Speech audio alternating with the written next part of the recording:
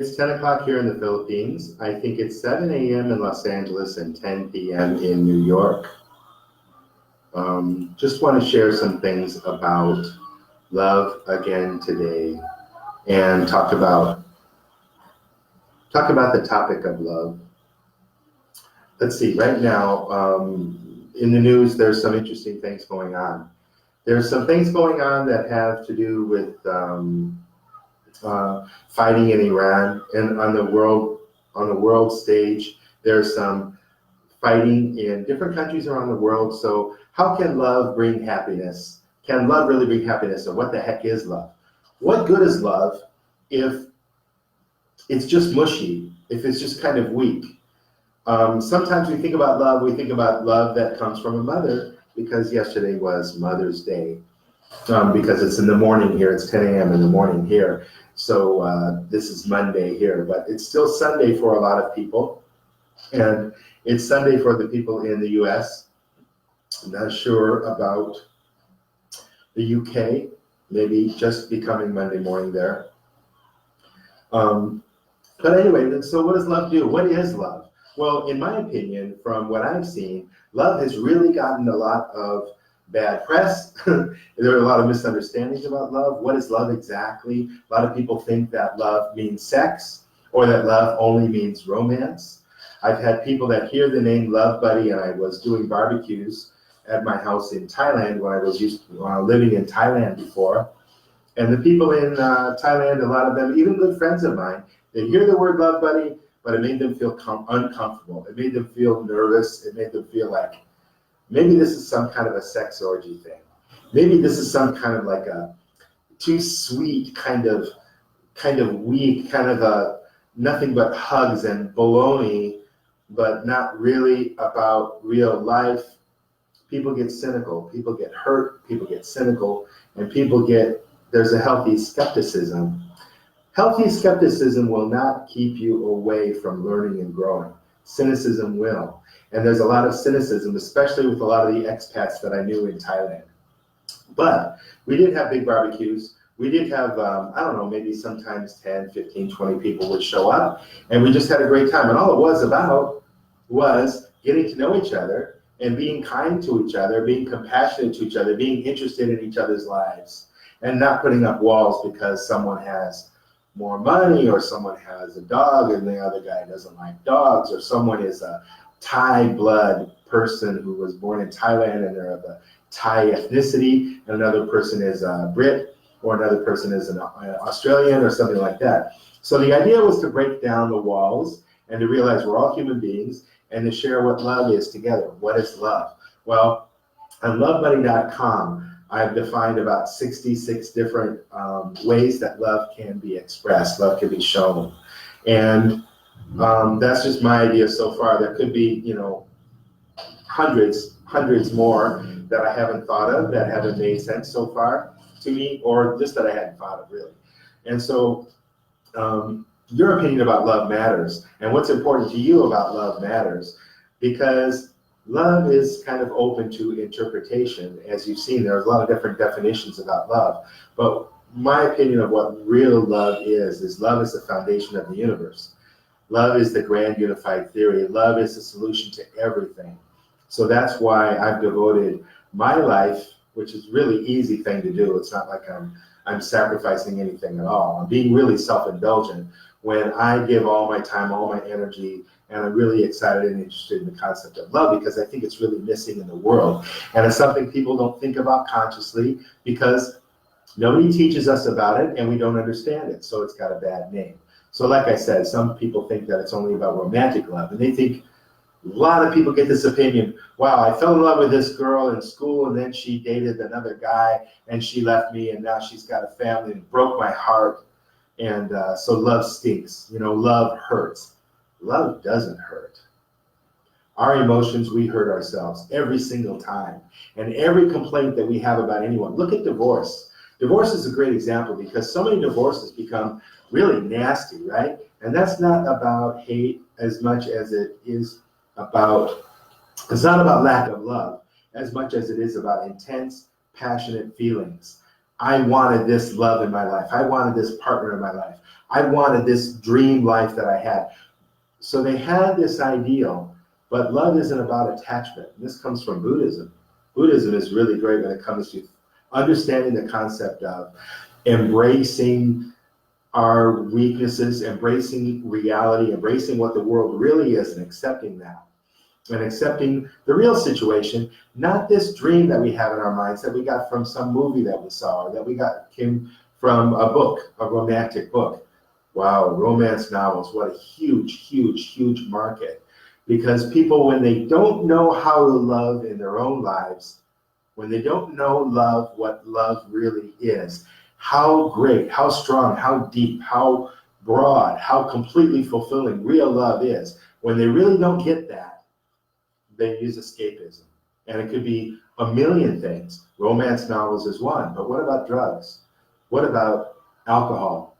What about sex? What about food? Food has been my weakness. I experiment with drugs, but it's not my personality. So I never got addicted. Never got addicted to alcohol, although I've abused alcohol before. But food has been a challenge for me. And through love now, through the love diet that I'm learning to apply, it's about fulfilling myself. It's about an inner calmness. It's about compassion for myself. And it's about presence to myself. That I'm able to say, wait a second, do I want to eat this or do I not want to eat this? Is this healthy for me? Is this loving me or not? And in reality, I'm changing my complete chemistry, my complete body chemistry, and my complete stimulus response about food. So we have all these escape mechanisms that we have. For me, like I mentioned, food has been a weakness of mine. But we all have that. Because why? Because we don't understand how fulfilling and complete love can be in our lives, because we don't know what love is. We don't know how to pursue love. So I've been exploring that for years, because I've been involved in a lot of religions. I was thinking that people say God is love, but all the gods that I've met so far have nothing to do with love. They're about torture. They're about arbitrary, ridiculous rules about how to cut your hair and whether or not you can masturbate, or whether or not you should be eating pork or not. And these ridiculous concepts. They say, oh, that's caves from God. God never speaks. It's always men that are speaking and telling you what God said. So these gods don't seem real to me, but love is real to me. And my God is love. So love is God to me in my life. So anyway, if you really understand what love is, it gives you a sense of calmness inside. It gives you a sense of focus. Every day I meditate, just only for 15 minutes. I don't overdo it, but I don't underdo it. And during that meditation, I focus on having faith in love. You know, they say, let go and let God. Well, I let go and I let love, because I trust the love, because I know what that love is. And it's not some man with a beard in the clouds. And it's not tough love, which is really hate and punishment. Many times that's called love. It's not really love. But I feel like I really know what love is, and it really works for me. And to me, love is happiness. Love has become happiness in my life. I feel like I'm a happy guy. I'm a really happy guy for really the first time in my life, because while I was going through, more than a half a dozen religions, looking for the right way to live, looking for the right God, traveling around the world, I love to travel, and I was getting exposed to a lot of different cultures and a lot of different ideas about how to live, a lot of different philosophies, did a lot of study. When I was about 7 or 8 years old, I started studying the occult, because I thought, maybe there's some magic in there, and there's a great way to live your life, and there's this great kind of spirituality within that. So I was studying hypnosis. I studied graphoanalysis, which is kind of handwriting analysis. I got involved in Catholicism, and I was interested in becoming a priest. I got involved in astral projection when I was about, 12, 11, something like that. And I always felt like there's more to this world. Well, the gateway, the door to everything is love. So, okay, so what does that mean? What is love? Well, to define love itself, I don't think we can do that, because I think it's beyond our three-dimensional universe. I think it's beyond our ability to conceive if we use our human brain to try to define what love is directly. So we have to look at it indirectly. So we know when we're being loved, we have a sixth sense about this.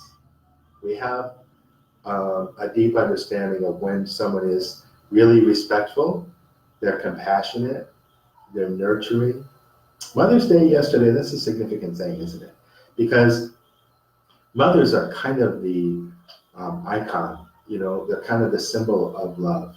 You see a mother with a baby. It's even used in religion, especially in Catholicism, where Mother Mary is this really significant, important icon, cradling the baby Jesus in her arms.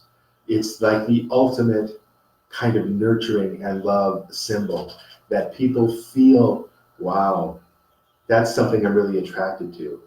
So I don't know if Mother Mary, it works for everybody. Literally, it doesn't work for me, but symbolically it works great. Because the baby cries, you nurture the baby, you take care of the baby because you love the baby. So you give the baby what the baby wants. You want the baby to grow up big and strong. You want the baby to be healthy. These are all qualities of love. This is how you show love to somebody.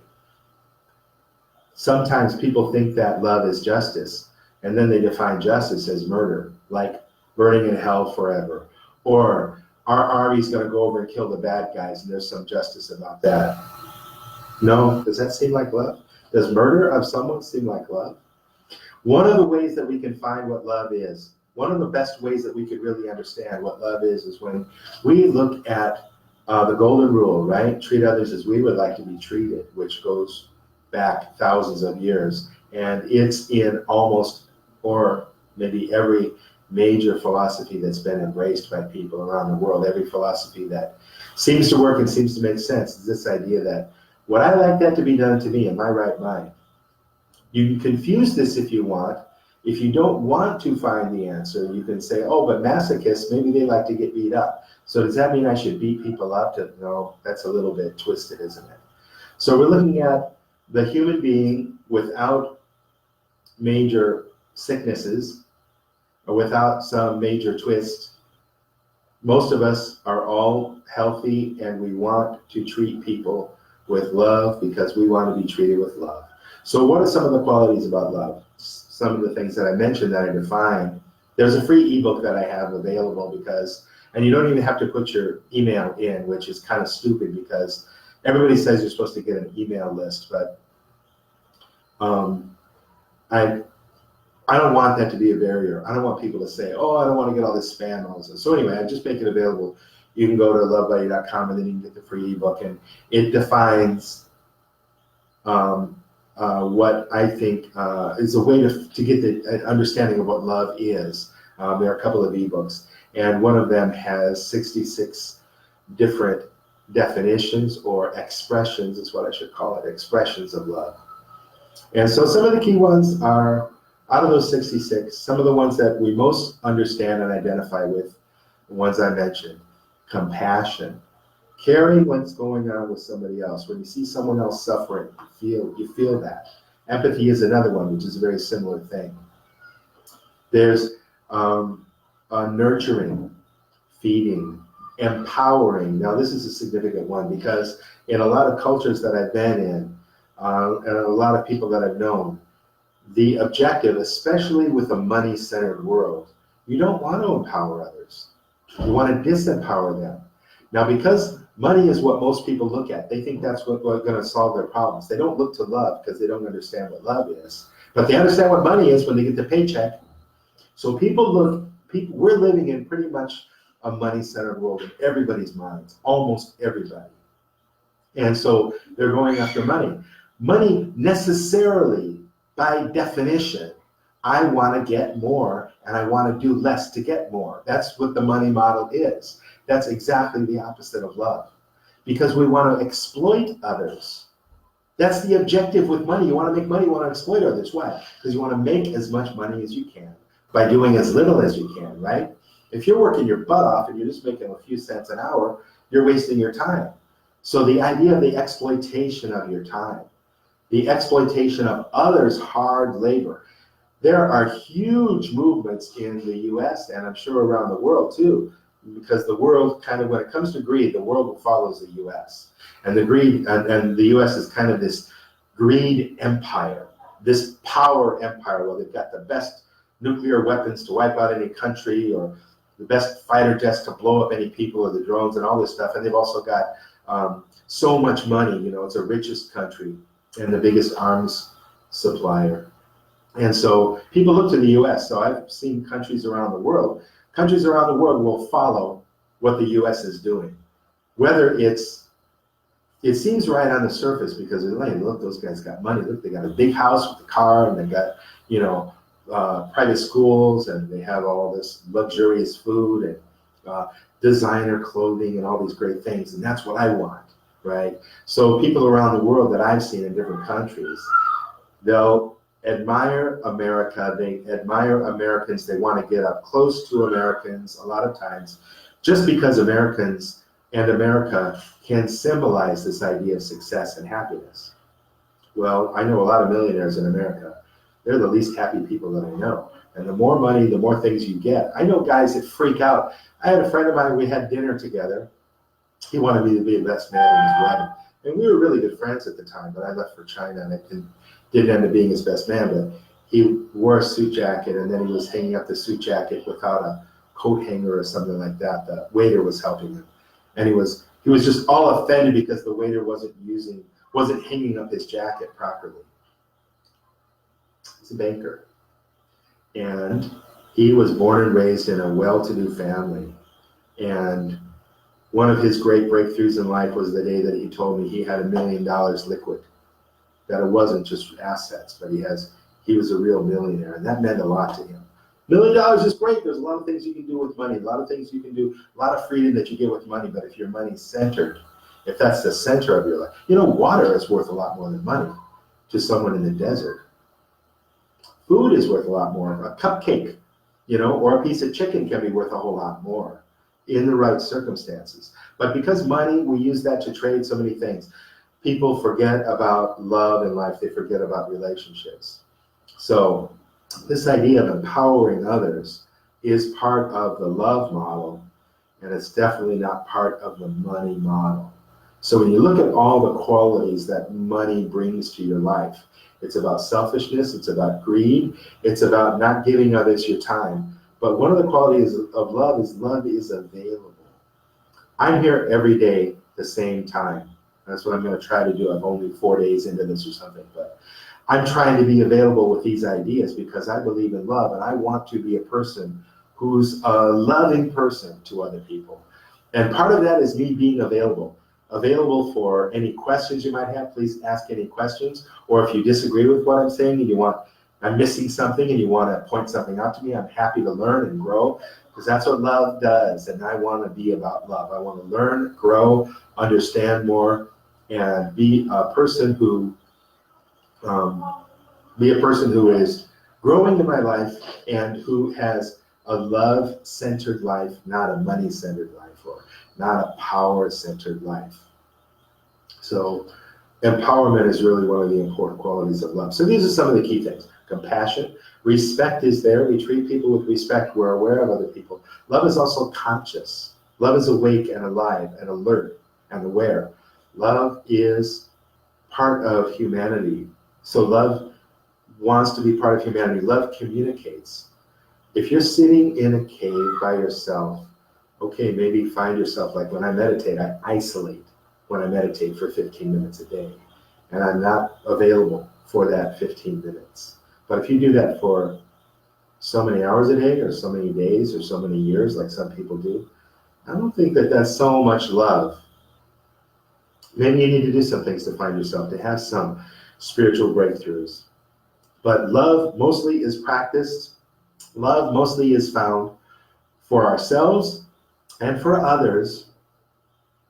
Love is mostly found for ourselves and for others through interaction. And if you believe, like I believe, that we're here to learn to love, that's what this whole game of living a human life on earth is about in my mind. I think we're spiritual people inside.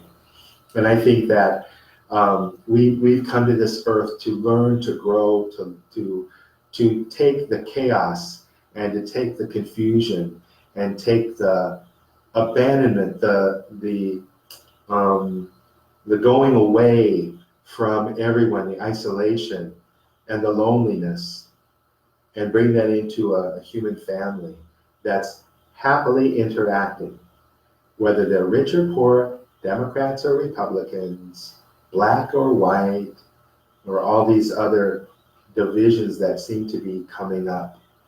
Love dissolves all these divisions because love embraces. It's another quality of love. It doesn't shun, it doesn't put up walls. Love would never build any wall anywhere. So love breaks down walls. Love embraces others, other people, other ideas, other cultures, ways of life. Love embraces. So these are some of the qualities of love.